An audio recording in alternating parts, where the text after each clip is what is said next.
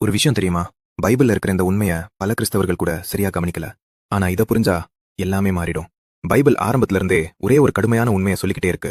பாவத்துக்கு சம்பளம் மரணம். அதாவது பாவம் எப்போதுமே ஒரு விலைய கேட்கும். மோசேயின் காலத்துல தேவன் பலிபீடத்துல காளை, வெள்ளாடு, ஆட்டுக்குட்டி பலியிட அனுமதிச்சார். அதுக்கு காரணம் தேவன் ரத்தத்தை விரும்பினார்னு இல்ல. பாவம் மரணத்தை கொண்டு வருதுன்னு மனிதனுக்கு புரிய வைக்கதான்.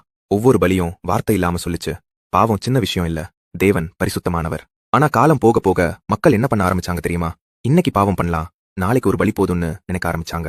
மனம் திரும்புதல் போச்சு, உறவு போச்சு, சடங்குதான் மீதம் இருந்தது.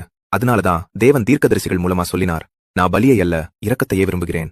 அப்போ தேவன் என்ன செய்தார் தெரியுமா? ஒரு இறுதியான முழுமையான பலிய வாக்குறுதி அளித்தார். பாவத்தை தற்காலிகமா மறைக்கிற பலி இல்ல, முழுக்க நீக்கிற பலி. இயேசு சிலுவையில மரித்த போது அவர்தான் அந்த கடைசி பலி. இயேசுவின் ரத்தம் திரும்ப திரும்ப செலுத்தப்படணும்னு இல்ல, ஒரே ஒரு பலி எல்லா மக்களுக்கும் எல்லா காலத்துக்கும் போதுமானது. இயேசு சிலுவையில முடிந்ததுன்னு சொல்லி அதே நிமிஷத்துல தேவாலயத்துல இருந்த திரைசீல ரெண்டா கிழிஞ்சது. அதுக்கு அர்த்தம் என்ன? தேவனுக்கும் மனிதனுக்கும் இடையில இருந்த தடையெல்லாம் உடைஞ்சு போச்சு. தேவன் விலங்கு பலிகளை நிறுத்தியது அவர் மனசு மாறினதால இல்ல, அவர் அதைவிட சிறந்ததை கொடுத்ததால.